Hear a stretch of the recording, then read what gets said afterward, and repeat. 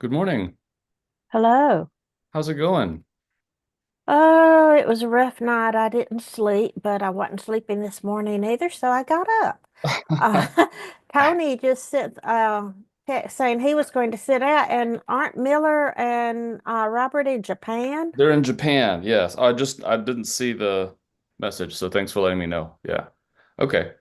Well, you and I can carry it. How you doing? Just don't make it too heavy. No, it won't make it too heavy. Won't make it too heavy. It's That's hard good not to to see be. you. I got to go hear Nadia Boatsweber this week, Tell me how that and went. I saw the photos from it. it was wonderful.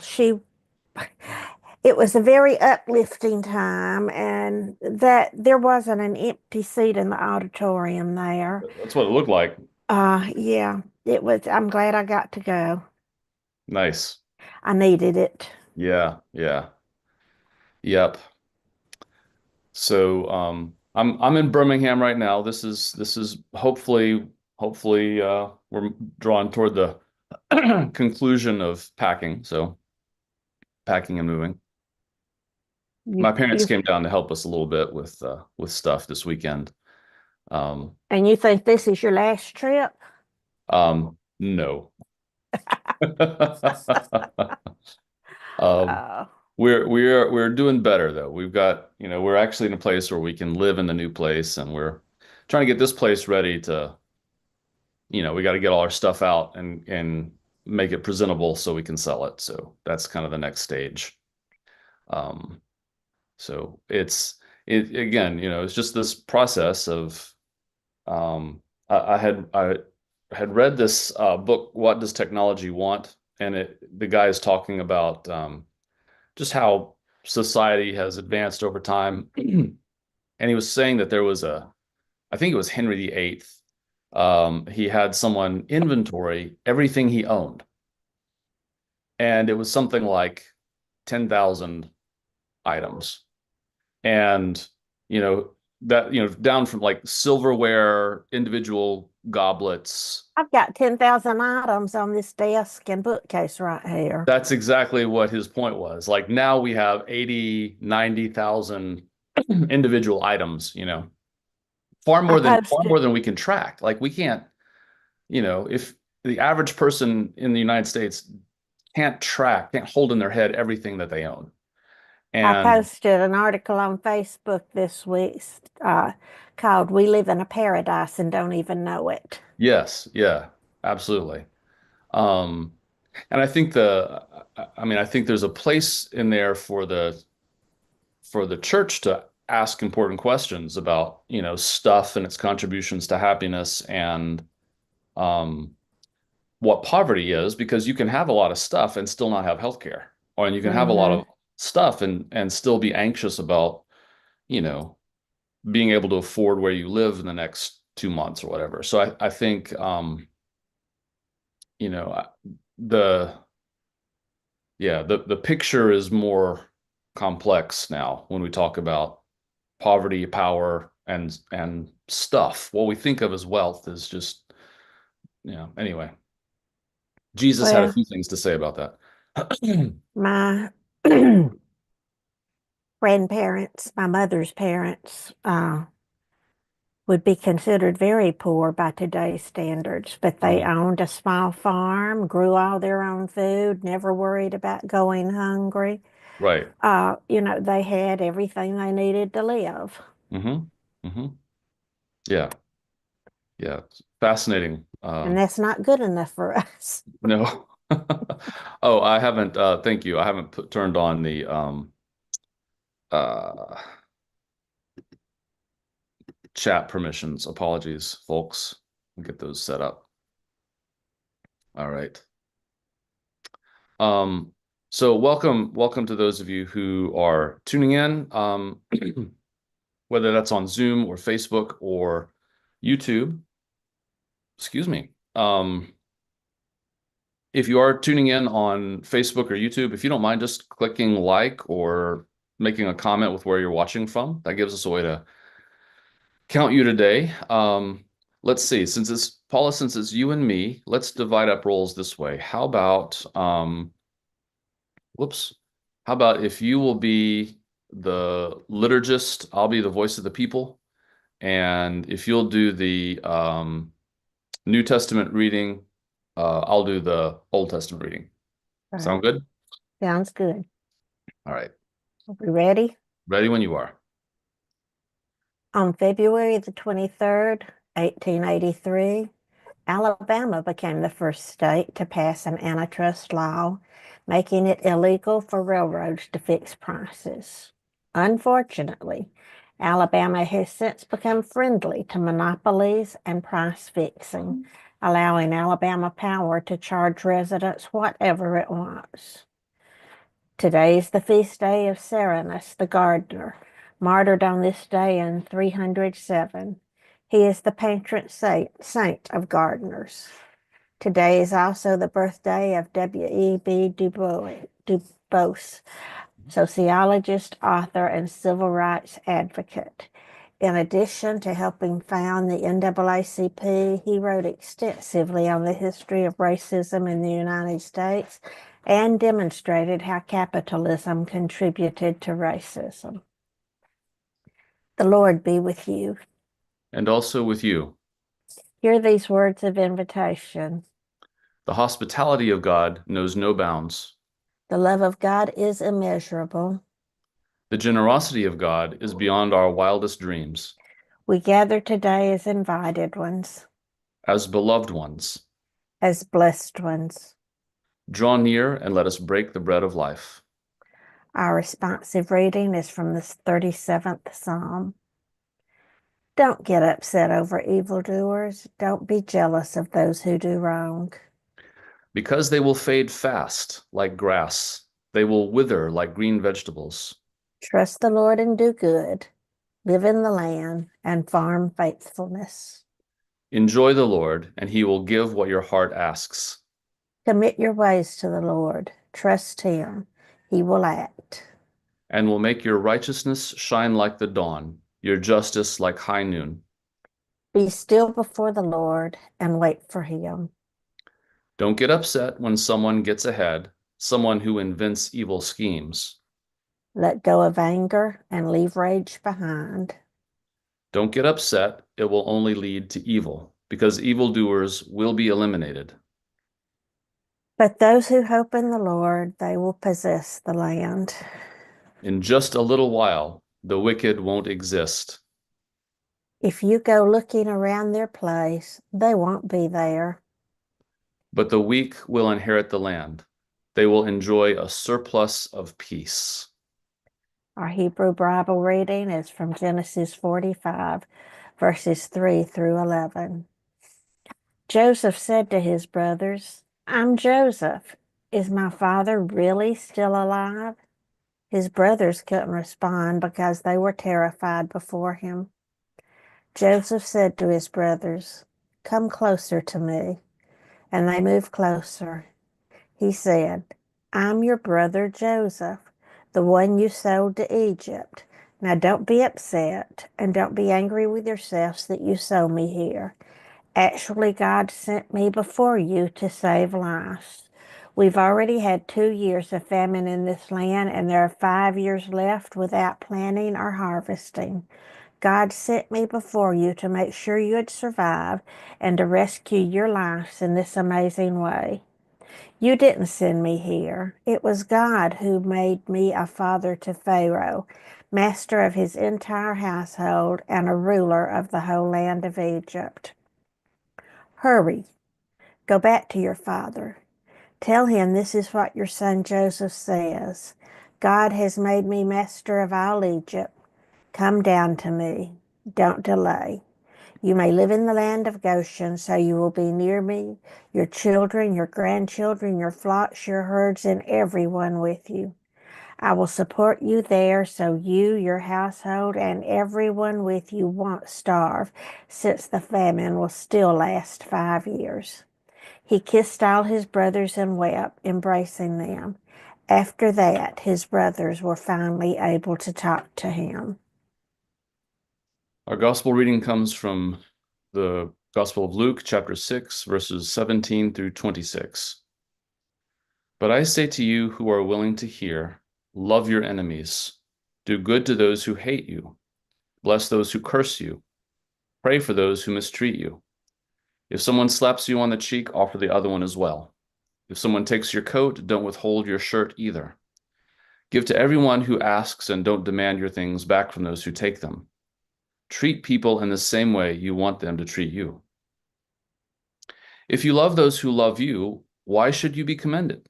Even sinners love those who love them. If you do good to those who do good to you, why should you be commended? Even sinners do that. If you lend to those from whom you expect repayment, why should you be commended? Even sinners lend to sinners, expecting to be paid back in full. Instead, love your enemies, do good, and lend expecting nothing in return. If you do, you will have a great reward. You will be acting the way children of the Most High act, for he is kind to ungrateful and wicked people. Be compassionate just as your Father is compassionate. Don't judge and you won't be judged. Don't condemn and you won't be condemned. Forgive and you will be forgiven. Give and it will be given to you. A good portion, packed down, firmly shaken and overflowing, will fall into your lap.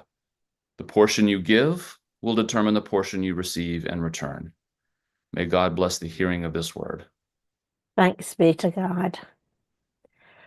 From the autobiography of W.E.B. Du Bois, perhaps the most extraordinary characteristic of current America is the attempt to reduce life to buying and selling. Life is not love unless love is sex and bought and sold. Life is not knowledge, save knowledge of technique, of science for destruction. Life is not beauty, except beauty for sale. Life is not art unless its price is high and it's sold for a profit. All life is production for profit, and for what is profit, but for buying and selling again.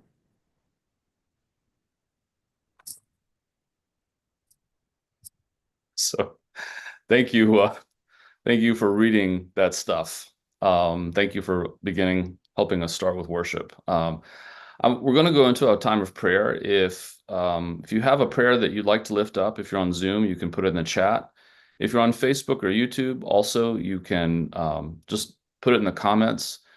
I'll try to keep Facebook and YouTube monitored. I've got my phone open, and hopefully that won't slow us down too much.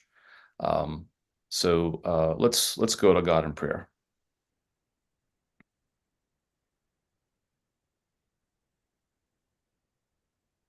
Gracious God, for the words of the psalmist and of Luke and of W.E.B. Du Bois, we give you thanks for these prophetic words to help us understand our current situation and your will for the world.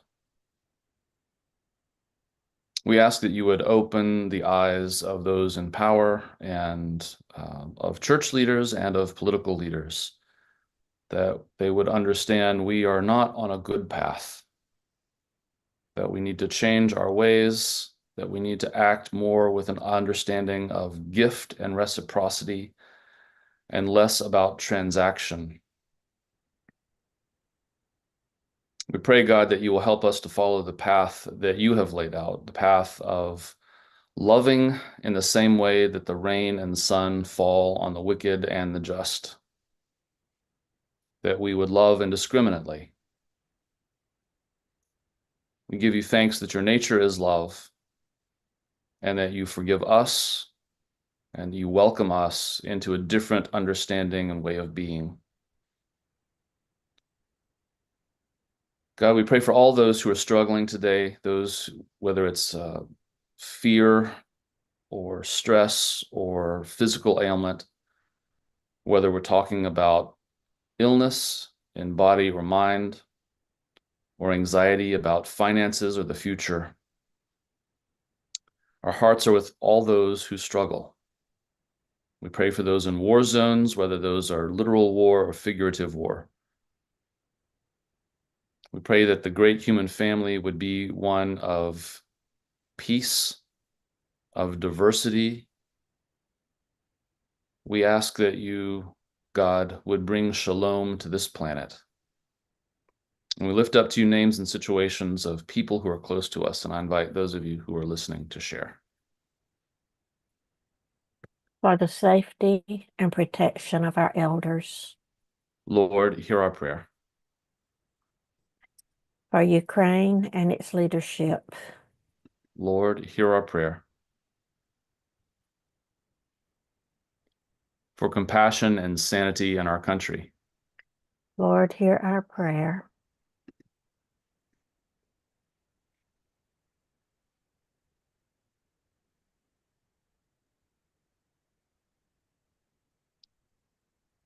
For those struggling with bad diagnoses. Lord, hear our prayer.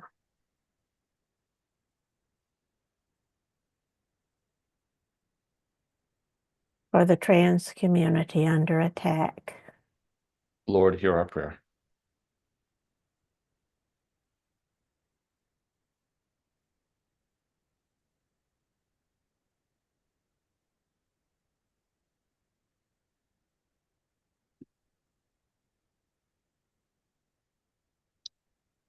For Robin Miller and Kira in their travels.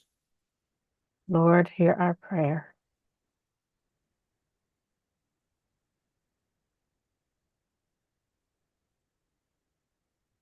For For Daryl. scientists and researchers who are trying to help humanity by doing their work. Lord, hear our prayer.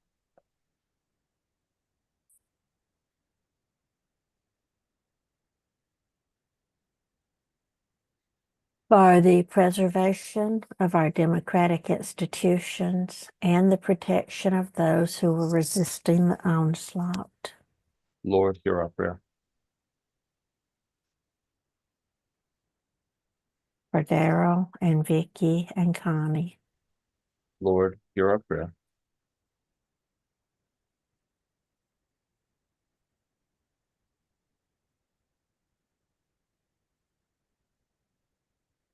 For humans and the more than human world as we struggle to adapt to climate change. Lord, hear our prayer.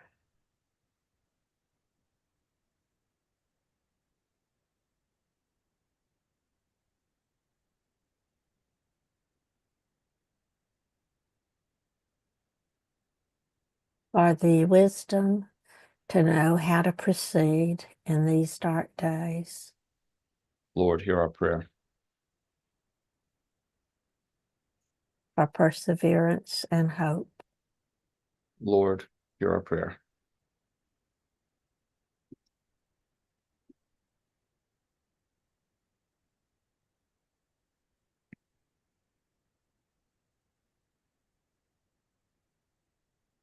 For the rest of the free world in taking up America's abandonment of democracy.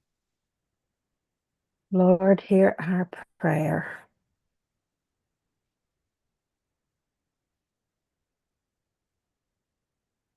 Go ahead, Paul. I may have cut you off. I just said, Lord, hear our prayer. Oh, okay.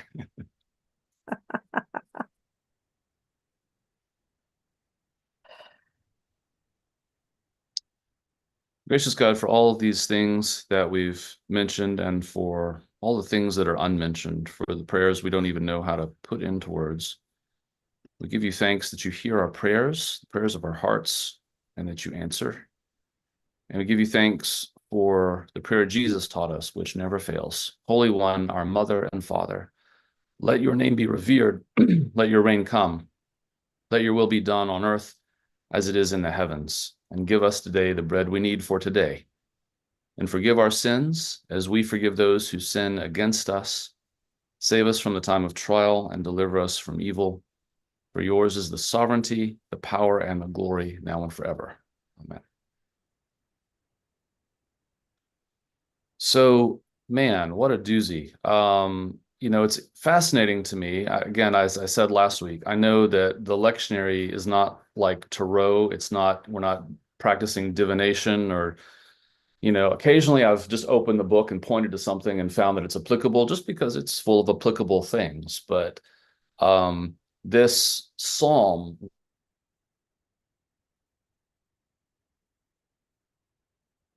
where we are in the world right now, I'm just going to read it again because I think it's pretty powerful. Don't get upset over evildoers. That first line is difficult. Don't be jealous of those who do wrong, because they will fade fast like grass. They will wither like green vegetables. Trust the Lord and do good. Live in the land and farm faithfulness. Enjoy the Lord, and he will give what your heart asks. So again, just it's an admonishment from me in the midst of just getting caught up in the news and all the awful things that are going on, to be told to not get upset about evildoers. Now, I want to clarify. I think we have every reason to be angry, and I think that anger that moves us to justice, especially when we see oppression and violation of rights happening every day. But I do think there's a wisdom in the Bible about the peace that passes understanding and the idea of in my innermost being to be calm and trust in the Lord. Um, I'm going to pause for a minute because I think it's important to note. And if you haven't, if you've been overwhelmed in the news, because there's always a lot of news, isn't there? So much so that it's easy to miss things. Um, and I had it pulled up, and I have apparently lost my. I actually have just lost the link. I must have closed it inadvertently. Um, if you weren't aware, multiple denominations, including the General Commission on Religion and Race of the Methodist Church, and several annual conferences, the Mennonite Church, Jewish Rabbis, Association of Rabbis, Association of Jewish, various Reformed traditions, Unitarians, Mennonites, Quakers, Disciples of Christ, Presbyterian Church USA. I don't know, there's like 14, 15 groups filed a lawsuit against the administration, objecting to the removal of former guidelines about not interrupting houses of worship or people doing ministry with immigrants. So basically saying that our faith calls us to provide services and to love our neighbors, to feed people, to welcome them in worship, and that ICE agents are not welcome to interrupt our worship services, to carry out enforcement actions, especially because these are often done without warrants and that sort of thing. So various denominations got the guts finally to actually use the courts. And if you find, I was hoping to read it to you, but like I said, I apparently closed the window. If you go find a lawsuit and you read it, it reads like a sermon.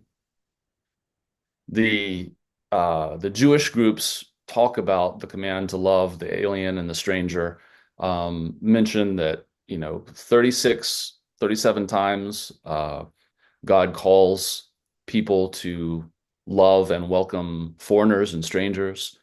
The various Christian groups cite both their history, the history of their denominations, where they came from, and how important carrying out inclusive ministry was for all of them. And they point out that though there may be these various laws respecting religious groups' rights to carry out ministry to these people and not interfering in that ministry, is part of the uh, Religious Freedom Restoration Act of 1994. So I, I, I I'm asking you if you have any interest at all in how religious groups can stand up to tyranny, that you go look up this lawsuit and read the text. Again, reading the text of lawsuits doesn't sound very entertaining, but this is powerful. It was one bit of heartening news in a week of incessant bad news. There's been a lot of good news, actually. I hope that you are able to find good news where it raises its head. So that brings me back to this first line. Don't get upset over evildoers is how it starts. And on the fourth line, it ends, farm faithfulness. So I've really taken that to heart. In 2016, when Trump was elected the first time, our church made the transition to doing house churches. And that was in response to a lot of different things. One thing was just to find a more sustainable way to do things, to reject kind of the capitalist marketing way of doing church, and to focus more on cultivating community.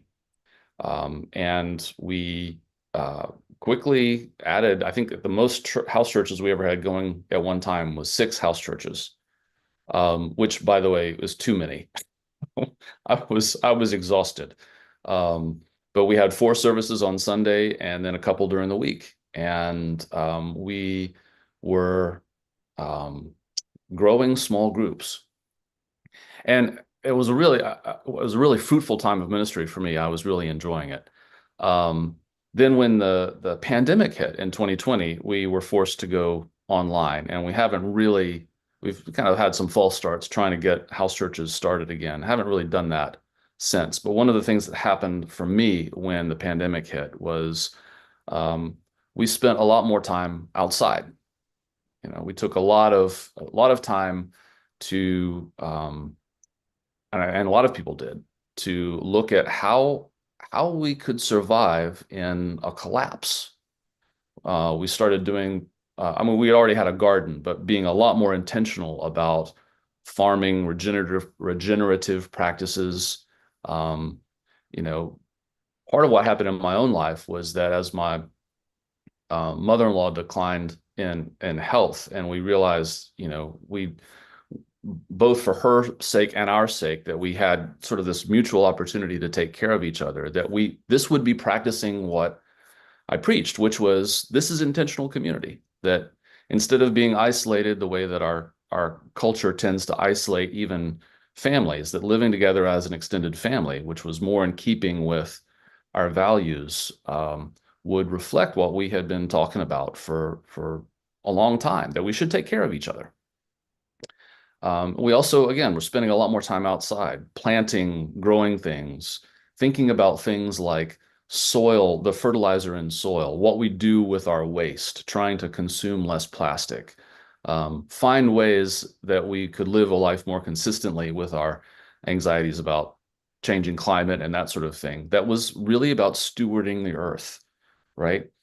And so this line about farming faithfulness hits me pretty square. It's about doing in your own life the things that you want to see change in society. Now, I want to be real clear. I don't think that's how we change society. I don't think, individualistic stuff like, again, you've heard about not using plastic straws, right?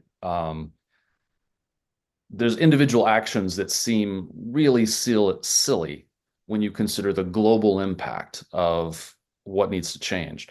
And yet, at the same time, if we don't behave in ways that are consistent with our values, how can we hope to change the world?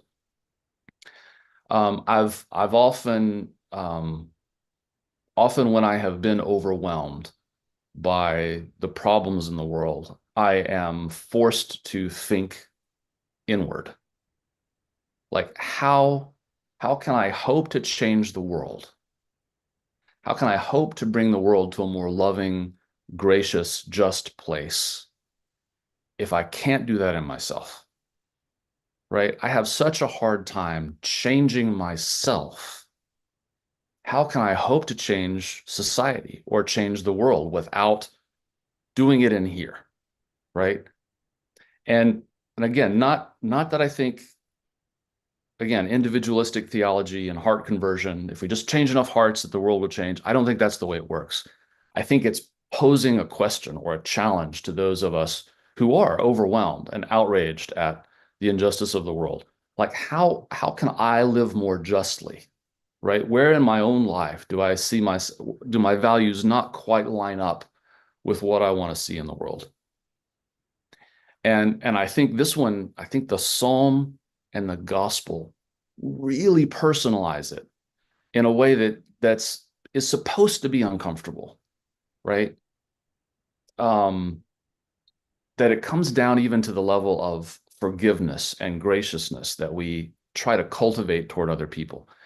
And I felt like when I read today's statement by W.B. Du Bois that it really connects with what Jesus is saying in the gospel lesson, right? Sinners, we're all sinners, but even wicked people make lend when they expect to be paid in full. Even wicked people love those who love them. I'm sure Hitler loved his mama, maybe. But, it's not about how we treat those who love us. It's not about just transactional kinds of relationships. I think it's much more about reciprocity, that the more I am a generous person, the more I see the world's generosity reflected back at me, right? The more I give without expecting anything in return, the more I see other people give. I know these are small things, and I don't mean to make it sound trite, but whenever I go to Aldi and I see that someone has, given their quarter away, I know I am much more likely to give a cart to someone who doesn't have one, right? There is a ripple effect to generosity. There's a ripple effect to reciprocity. And I think that's what Jesus is talking about when he talks about, and by the way, this part from Luke is the Sermon on the Plain, which echoes the Sermon on the Mount in Matthew. And I actually, in some ways, like the Sermon on the Plain better. It's shorter. There's Luke is a lot more pointed than Matthew when he's talking about economic justice. But he's also got the, blessed are you, blessed are the poor, woe to the rich, that kind of stuff. But in this section, when he's talking about the way that God's sunshine and rain falls on everybody, even the wicked, right? And that in the same way, I shouldn't restrict my generosity. I shouldn't restrict that that gift economy coming out of me, right? Because when I restrict it, I see it restricted in the world. But when I give it away, I see it return. I see it echoed and reverberate. So I think what the gospel is telling us, I think the message in today is you farm faithfulness, you will see faithfulness. And I don't want to hold a naive hope that the wicked will just wither and vanish like the diseased plants that they are. But there's something very organic about the way that the psalmist and Jesus are talking about dispensing love and dispensing forgiveness and generosity. That this is what you do to grow good things. This is a healthy ecosystem when things are given away, when the sun and rain aren't just parceled out to certain plants, when everything is given the right nourishment, you get a healthier ecosystem. And part of the reason we have such an unhealthy ecosystem right now is that we don't. So I'm called to farm faithfulness. And when we see all the crap that's happening, that what we're called to do is farm faithfulness. So if I were to get a tattoo today, that's what it would say. It would say farm faithfulness. And there would be little things growing up and little earthworms in the soil, and there would be rain and sun. Um, so farm faithfulness, that's the message I'm getting from both the Old Testament and the New Testament reading today. All right, I'm done. What's your response either to the scriptures you've heard today or what I've shared? Camille says,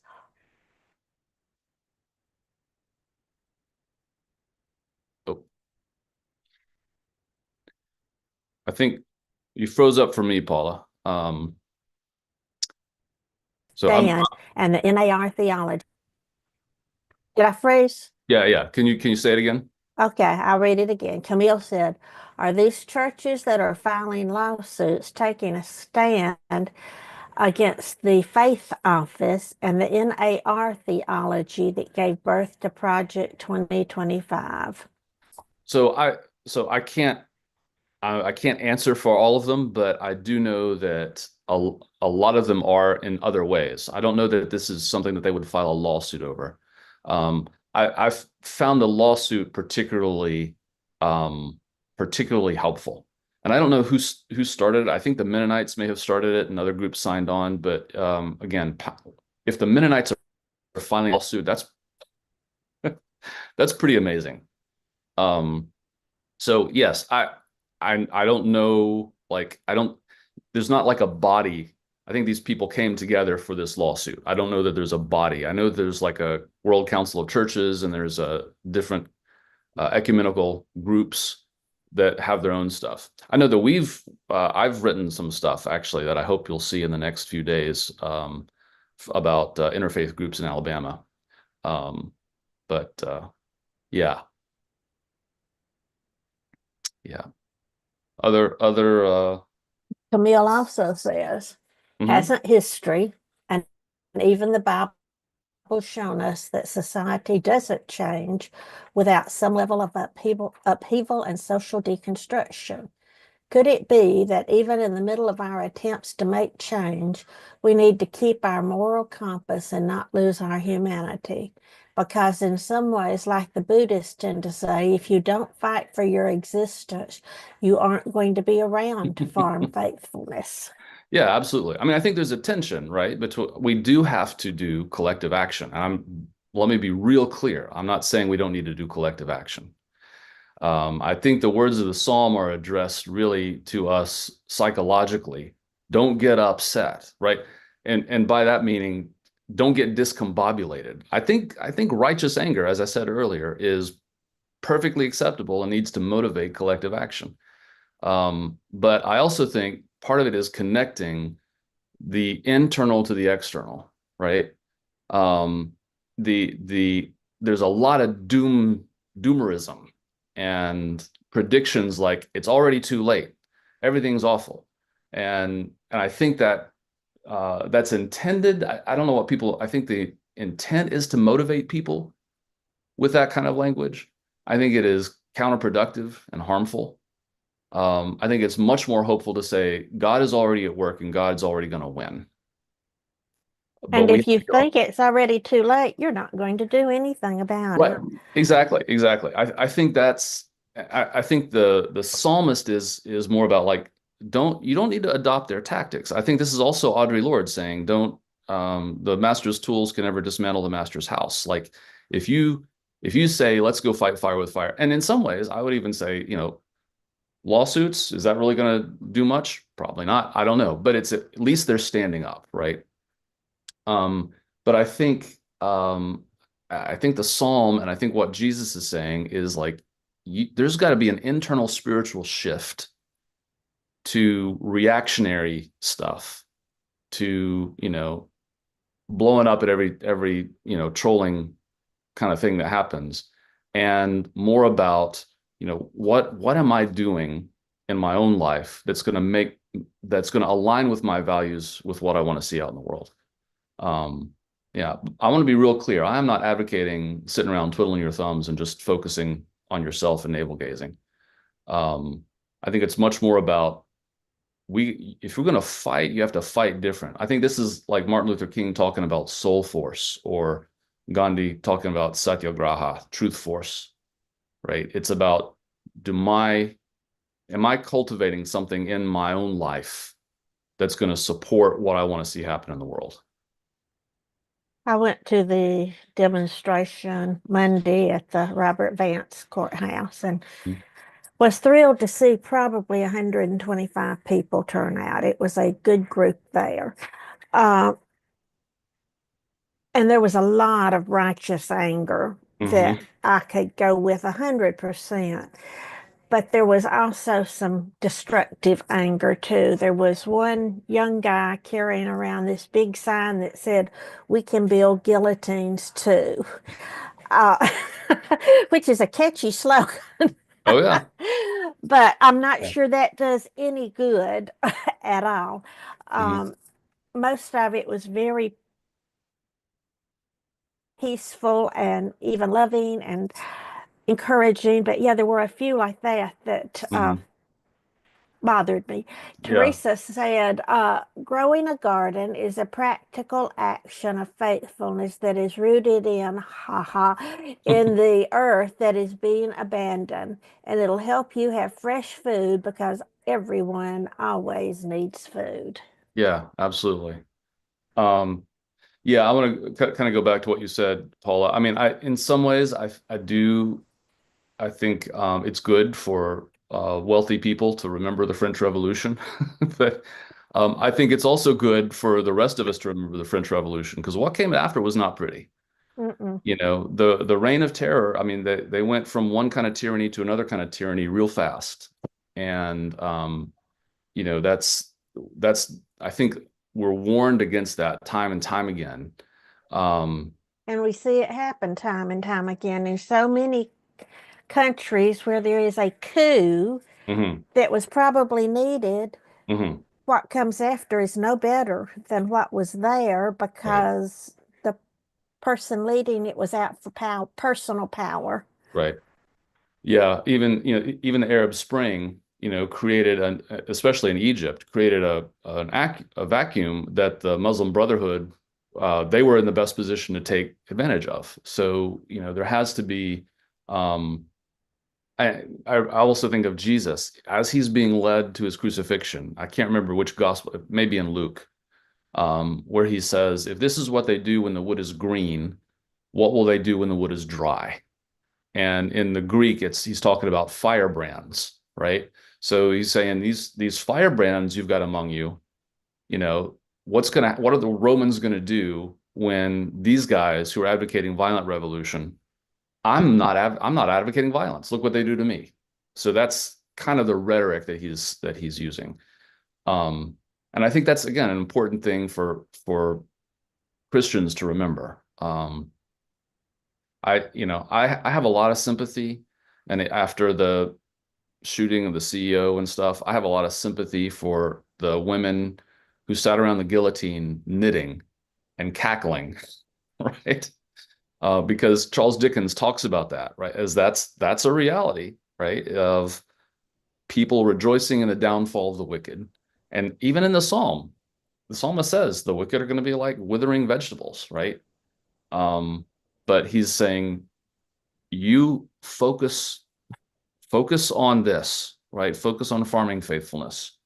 Um, I think that's important. Um, so, and again, I feel admonished by the scriptures. I would be um, I would be I would be suspicious if I opened up the scriptures and I always found it confirming my own feelings. Yes, yes. Leah said, I need to hear this so badly. Living into this message has been hard for me of late. This is not profound, but I'm struggling to feel any moments of lightheartedness. Maybe Mm. farming faithfulness will help. Yeah. Yeah. Thank you for that, Liz. One thing I think being in nature does is it reminds us that nature is bigger than the human world. And I mean, I know that our world is having a terrible effect on the larger world, but it's like there is more to life than, there's more of the world than America. There's more than human world than there is of the human world. And that I think it helps right size uh some of our concerns and some of our outrage. I've been enjoying if anyone is interested in it, if you're not subscribed to it, the last month and a half, I've been doing kind of a daily devotional that I think of as the lives of the saints. And I'm going back and looking at people in history. And it's usually a saint's feast day, which is usually the day of their death, or I'm finding birthdays, or special events that mark people in history who have worked for liberation, knowledge, justice, truth. Um, and of course, I'm Christian, so it has a Christian bias. I'm looking for saints, right? But kind of like William James talks about, these are the people. who I try to emulate. Like if I want to live my life after the example of someone, I want it to be someone like St. Francis, or someone like Dietrich Bonhoeffer or Martin Luther King Jr., the people that I hold in high esteem, who I think that person represents God. Um, and to me, that's my practice of trying to farm faithfulness, of sharing heroes of faith, of liberation with other folks, just so we say, look at whose shoes we get to stand in. Look at the shoulders of the people we're standing on. So, Camille says excuse me, the pagan group that we associate with has always said that we are entering a time when community is going to be the thing that saves us. mhm. And it is going to take all groups from all faiths and beliefs to be the net that holds and protects us against this global fascist wave. Yeah, yeah. Can I And respond to that real quick? I just want to say, I yeah, think that's right. And I think I mean, what Thich Nhat Hanh said, or it may not be Thich Nhat Hanh. I think he was quoting somebody else. Said the next Buddha will be a sangha, which is like saying the next Christ will be a church. It'll be a community, right? And I think that's right. I think you are 100% right that it's not really we're looking for single Messiah-like leaders, but the idea is that we are that net. Yeah. Hmm. and what was it Jesus said about if they're not against us, they're for us? Right. They're not against us, they're for us. Teresa said, we need to do things. I say a garden because not everyone can stand up in a court of law or go to protest, but most of us can do their, whoop, but most of us can do their parts to feed one another. It Mm-hmm. doesn't have to be that, but it's needed and offline and feeds the soul, Hmm. even if it's just an herb garden or a flower. Nurturing life is the faith. Nurturing life in the face of destruction is tangible. 100%. And Yeah. Chris adds, how do we address other pulpits who are actively calling for violence and oppression? Is the answer in turning to community? How can we reconcile with members of our community who have heard this other message? That's good. Those are good questions. I want to go back and address Teresa's comment first. I think you're absolutely right. I mean, I think that the gardening, the farming, is more than just a metaphor. I do think it's like, yeah, you are helping to produce life. I'm not producing it. It's coming from God, but I'm nurturing it and stewarding it in a way and then sharing with other people. And I just think that is a metaphor for what you got to do with the whole world, right? I mean, stewarding the natural world in such a way that its resources are shared with other people. Well, considering that the scripture begins in a garden and it Mm, ends in a garden, yeah, and over Jesus used gardening metaphors, it's something yeah, we might need to pay attention to. absolutely, 100%. I think that's exactly right. Um, yeah, Chris, I think your question is a challenging one too, right? I mean, when you've got, there are faith communities that are actively doing exactly the opposite. Um, and yeah, I think it's a challenging question. I don't really have a good answer for you. Except going back, to the examples. I mean, who do we admire? Like, who are the people in history that we admire who've called for violence? I can think of a couple, John Brown, Nat Turner. Um, but really they weren't calling for violence. They were calling for liberation, right? And even that was, it was about tr trying to turn the tables on the people who were actively calling for harm, slave patrols, that kind of stuff. You had Harriet Tubman. I mean, she wielded a gun. She wasn't passive. Um, but that's very different than, the people who have called for, genocide or, um, yeah, yeah. It's just that's a challenging piece. I also recognize that pacifism, or nonviolence, is Joan. I was reading something by Joan Baez the other day, which I just thought was really powerful. She said, we've been organizing violence for a long time, and organized nonviolence is really about organizing love. And I just found that to be like organized love is what we need. Um, I just found that to be really compelling. So, And on Facebook, I have actually unfriended a few people who just get plain out mhm, tacky and mean, trying to tell me how wrong I am about mhm, everything. But I've maintained a few friendships with people who totally disagree with me on a lot of things. mhm, And one of them this week, I had posted something political, and mhm. Jesse, who I dearly love, wrote back to me that he thought that the left-leaning church had gotten way too involved in politics when they should just be sticking to Right. talking about Jesus. And I Mhm. wanted to go, are you totally blind? Right. I mean, Yeah. how do you convince someone, Hmm. or how do you even talk to someone who is so blind to reality? Yeah. So I want to be real, yeah, absolutely. Just in the interest of kind of just making people aware, NAR is I think you mean this, Camille, like the New Apostolic Reformation stuff, the Seven Mountains theology of trying to like this theology says that Christian nationalism, yeah, thanks. Christian nationalism type folks, we need to dominate these what they call seven mountains. They use this scripture from Revelation, but there were seven mountains in Rome, but they use it to mean the media, the Culture. courts. Yeah, I mean culture. I mean different way, family, different ways of dominating the public sphere. Um, and it's all very imperialist domination type theology.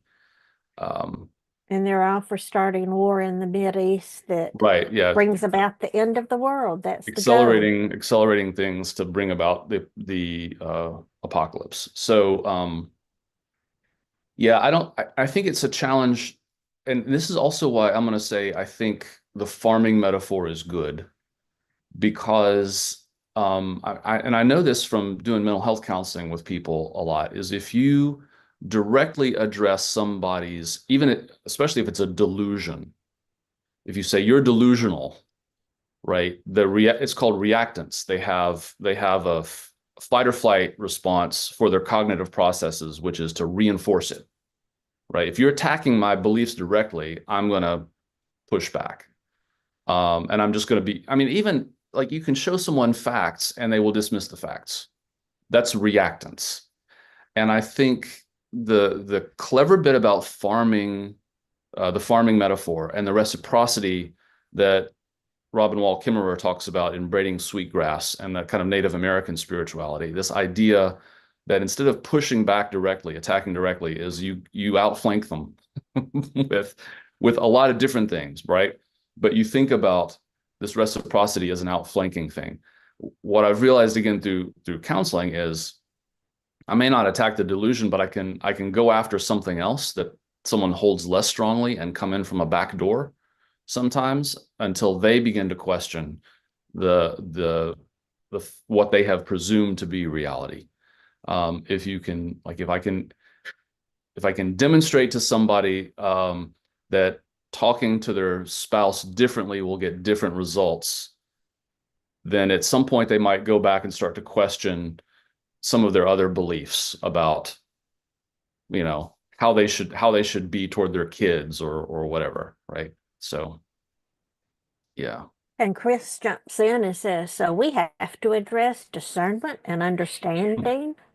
Tell me how well I think your theology is incorrect argument has gone historically. Absolutely. How Absolutely. do we approach it sideways collectively as a movement? Yeah. So thank you for asking that, Chris. I just finished doing a devotional about Patrick. I don't know. It'll come out next week. I can't remember the guy's name. Anyway, he was a Protestant who was burned at the stake for heresy, and in Scotland. Of course, again, the wars of religion are always about you're wrong. I'll burn you, and you'll burn me, and we'll have this. Um, we get nowhere. But what often happens is, they would burn someone at the stake, and that person became a martyr, and their words were circulated in the printing press, which was new technology, which is like, you think about phones, someone videoing that today and sending it out, that it would stir people up, and it would, so the people, they would intend to do something, and it would backfire. And I don't mean like there was always a cost, like someone died, usually horribly. But it actually wound up undermining whatever they were trying to do. So I think what you're saying, Chris, like how we approach it sideways, the way that I think about this, and this is the part also that kind of makes me anxious and I feel admonished by it, is how we approach it sideways collectively as a movement is you demonstrate to people an alternative. And I think that's what the early church did. I think when they were sharing things in common, and people were afraid they were a cult, but people were also drawn to it. The idea that you would have slaves and rich people and Jews and Gentiles sitting down together and eating a meal. That was radical for that time, and that demonstration changed things. And I think that's the thing. I would love to see people on the left who are trying to work for liberation. I would love to see an organized group not get into infighting about throwing each other under the bus. Like I think that's the thing that's been most challenging for people on the left, is people on the right look at them and say, look, they hate each other. Why would we want to be like that? I mean, what wouldn't it be amazing if various people on the left who opposed fascism actually had something that held them together and behaved lovingly toward each other, instead of nitpicking and throwing each under the bus and bashing each other as not having the right ideology. Um, I don't know. I think that would be pretty compelling. I haven't seen it yet. I would love to see it. Maybe we'll get there. Maybe we'll see that. Anyway, I think that's what the early church was doing. Uh, anyway, I hope that's helpful. Maybe not. I kind of ended on a nasty note there at the end, but On a nasty what? nasty note. Oh, Yeah, just I haven't seen it yet. I keep waiting to see an organized group of people who aren't throwing each under the bus or complaining that they're not getting enough spotlight, or you know but actually able to move forward in a spirit of love. So and it doesn't seem like it would be that hard. hmm Teresa said Jesus was killed by the state. yeah, Nonviolence doesn't mean playing it safe. There was still a way to be courageous and not passive.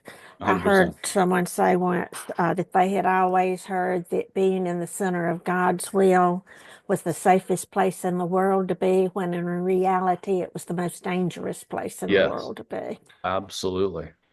I think 100%. Yeah, I think that's right. Well, why don't we, so we're drawn toward 11. So why don't we go ahead and get, let's see. Chris, let me do one more. Chris Oh, said, yes. reminded of the Estonian Revolution where they united in singing protest. And Camille said, I just asked a pastor I have known for years if he had heard of the NAR, and he said no. Could it be the church in general missed the seeds of the weeds being nurtured and watered?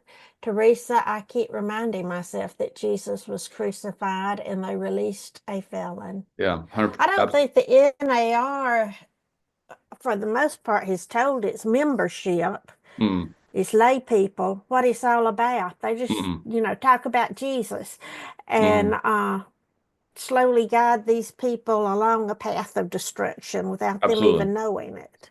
Yeah, I don't think most people doing that understand that they're being taught fascism.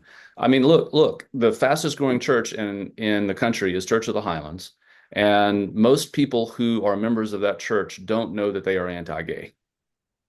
They don't know I that know people who are gay who are members yes, of that church. absolutely. They think they claim that they are non-political, that they welcome everybody, and they don't know that they believe that yoga is a gateway for demons. So I just want to clarify that I don't think a lot of people who are in the movement, the New Apostolic Reformation movement, know what they're actually supporting. There's a lot of deliberately bait and switched kind of stuff. Yes. Um, and I would also say, I want to go back to what you said, Chris. Um, I say, Camille, I see your question. How do people not even know the theology of their own church? I'm Methodist, so I know lots. Most Methodists don't know Methodist theology, so um, I know it's absurd, right? Let me. I want to go back to what you said, the Estonian Revolution, the singing revolution. That has been on my that has been on my mind for a long time. And I've often thought about, would could you do something similar in public singing? I'm thinking about like Woody Guthrie and the civil rights movement had so many protest songs and the gospel songs of the Black church that became freedom songs, right? Um, that that kind of thing could actually have a really powerful effect if people had something to sing, if they had a songbook, and that was part of what was used in protest. So really powerful. I think music has a power that goes beyond words. Um, um, let's go ahead and move toward uh, closing. Let's see if I have the link. There we go. So I want to share, and you're going to read this, of course, but W.B. Du Bois had this prayer that I just thought we needed to use as closing because it's pretty amazing. Give us grace, O God, to dare to do the deed which we well know cries to be done. Let us not hesitate because of ease or the words of men's mouth or our own lives. Mighty causes are calling us, the freeing of women, the training of children, the putting down of hate and murder and poverty, all these and more. But they call with voices that mean work and sacrifice and death. Mercifully grant us, O God, the spirit of Esther, that we say, I will go unto the king, and if I perish, I perish. Amen. God is love. Nothing is wasted. All things shall be well. Go in peace. So thank you all very much for being with us today. For those of you who tuned in on Facebook and YouTube, again, if you don't mind just clicking like or make a comment with where you're watching from, that gives us a way to count you. Again, if you're interested in the devotional that I'm doing, it's a daily devotional. It's called "This Is the Day," and you can find it on Beehive, which is Beehiiv. Um, and I send it out daily. I think I may have posted it on Facebook, but if I will do so again if anyone needs a link to it. Um, yes, great to see you all. I'm gonna go ahead and stop the live stream. If you guys are on Zoom, you can stick around for a minute more.